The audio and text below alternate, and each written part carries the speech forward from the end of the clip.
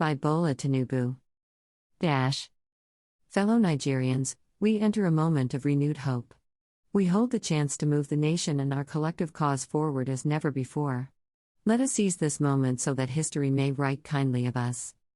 It is time to focus with utmost devotion and love of country to do all we can do to advance the ideals of democratic and progressive good governance in the land. We must end poverty and bring greater prosperity and more lasting peace. Let us be wise of thought yet courageous in action, as we embark on a collective enterprise that brings jobs, education, food, medicine, hope and belief in a better life to those who need them. I stand ready to begin this journey with you, hopefully, to lead the nation on this needed path as your next president by the grace of God. I believe this is a pivotal moment at which the dynamics of history and destiny call us forth to reshape our beloved nation. This is our moment. We all must answer the nation's call. For some, this requires of us that we step forward, assuming new roles and responsibilities. For others, it may mean something else. For all of us, it requires that we dedicate ourselves to the collective national task as never before. To re-envision and reshape the nation, I must compose the best team possible, a team put together with but one overriding purpose: to forever establish just, capable, and compassionate governance for the people of Nigeria without regard to religion, region, or ethnic origin. In the weeks since becoming the presidential candidate and standard-bearer of the All Progressives Congress, APC, I have been touched as Nigerians from all walks of life have demonstrated their faith in my capacity to lead this country. I thank you for the outpourings of support, for they reveal to me the hope you hold for this nation's greatness. As long as we walk together and work together, we shall arrive at our national greatness together. To this glad and great endeavor, I fully devote myself and my future labor. In full compliance with existing law and regulation, I submitted all necessary documents regarding my nomination as the APC presidential candidate to INEC. But, as was expected, the choice of my vice presidential running mate remained an open and burning question. This gave rise to much speculation and debate. Recent events, the voluntary withdrawal of my dear friend and brother Ibrahim Masari, mean that I am called upon, today, to put an end to the speculation. I have never been an indecisive man and have no present intention to become one. What I am, however, is a Democrat. And a Democrat must listen to, and consult with, the people and his advisors so that he may reform and govern wisely and on their behalf. This I have done. My political career was not built on blind indifference to the views of others. I appreciate the perspectives of leading members of the party, political allies and key national figures who see Nigeria's future as I do. They gave me their views so that I might add their valuable insights to mine to reach the best decision possible and do so in a manner that strengthens the institutional fabric of our party as well as accelerating the evolution of our political democracy. I am also a founding member of the APC. I hold our party's core principles close to heart such that I shall do nothing to betray the spirit in which the party was created. Having now listened to the sage, careful advice of a broad section of the party and of the nation, there are a few points I feel I must make about the exceptional and extraordinary person with whom I will share the APC ticket and the principles of open and good governance that informed this choice. A dominant theme of my political history and my personal life is my staunch belief in our diversity. Greatness lies in embracing our diversity and making it work to enhance the dynamism and justice of our political system. My selection of a running mate comports entirely with this long-standing inclination. The concurrence of my party in this matter has been a source of comfort and encouragement.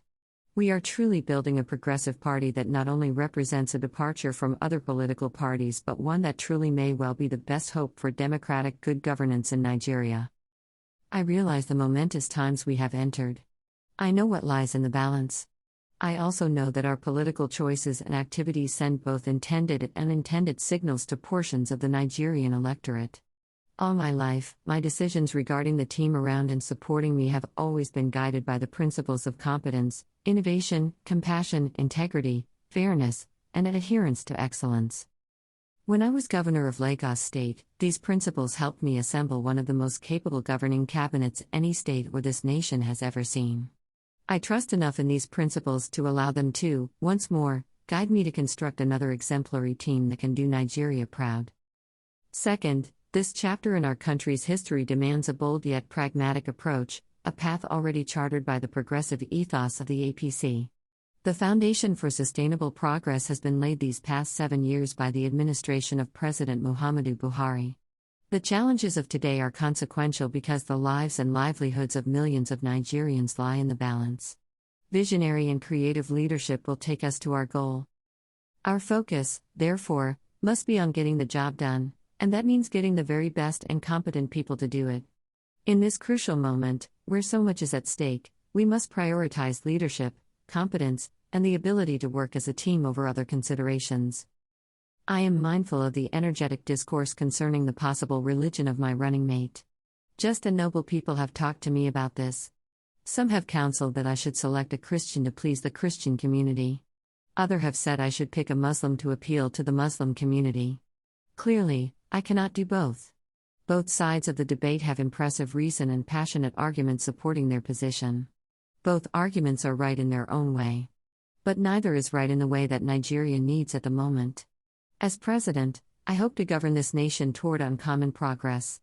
This will require innovation. It will require steps never before taken. It will also require decisions that are politically difficult and rare. If I am to be that type of president, I must begin by being that type of candidate.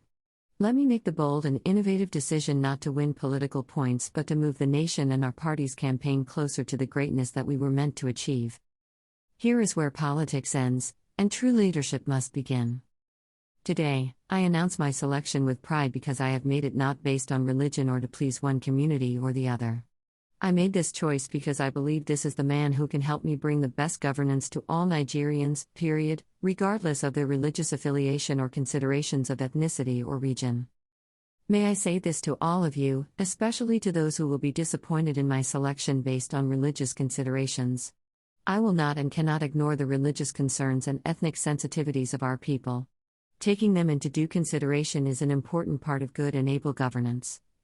But religion, ethnicity, and region cannot always and fully determine our path. To forge ahead as a nation toward development and prosperity, we must break free of old binds. We must recalibrate our political calculations to where competence and fairness matter more than reductive demographics. This is why, today, I announce the selection of Senator Kashim Shettima as my partner and running mate in the mission to advance and reclaim the fortunes of this great country and the hopes of its people. Senator Kashim Shettima's career in politics and beyond shows that he is eminently qualified not only to deliver that all-important electoral victory, but, also, step into the shoes of the Vice President. As a man with the talent, maturity, strength of character, and patriotism, he has my implicit confidence and faith. I am aware that many will continue focus on a particular detail, the question of his faith. However, if we truly understand the challenges upon us, as a nation, then we must also see the imperative of placing competence in governance above religious sentiment. In 1993, Nigerians embraced Chief MKO Abiola and a fellow Muslim running mate, Babagana Kanjaib, in one of our fairest elections ever held. The spirit of 1993 is upon us again in 2023. As such, the ticket we present today represents a milestone in our political history. It symbolizes our party's determination to be a leading light among political parties in Africa. The democratic process and the decorum that characterized our presidential primaries and the selection of our vice presidential candidate exemplifies why we are the party of the people and of the betterment of their future. With this selection, the All Progressives Congress surely shall continue to be the party that shows the way and carries this nation towards its best future.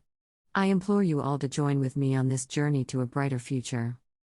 At View's exclusive rights, Asiwaju Bola Ahmed Tinubu, presidential flag bearer of the All Progressives Congress, on his choice of the vice presidential candidate, July 10, 2022.